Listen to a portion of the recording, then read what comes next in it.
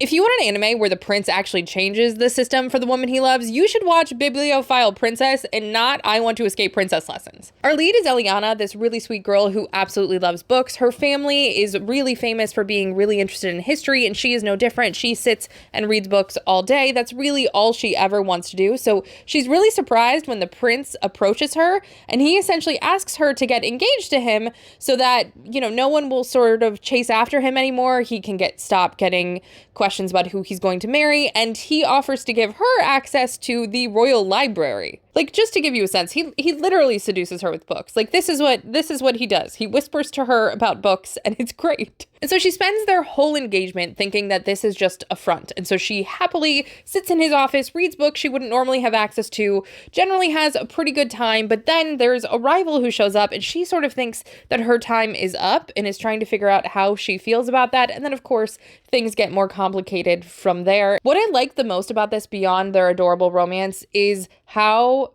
valued her intelligence is in this whole story. It's really laid out really well how she grows as a character. It was a wonderful, wonderful watch. It resolves really nicely. He is a little bit clingy and possessive, I guess, but it never got to a line or a point where I felt creepy about it. So if you're wanting to watch something with a historical setting, with a prince and romance happening, and there's a lot of actual really interesting politics in the world, all of these things, if you're looking for that sort of story where it is happier and things are changed for the better, this is a wonderful watch. It's on High Dive in the US.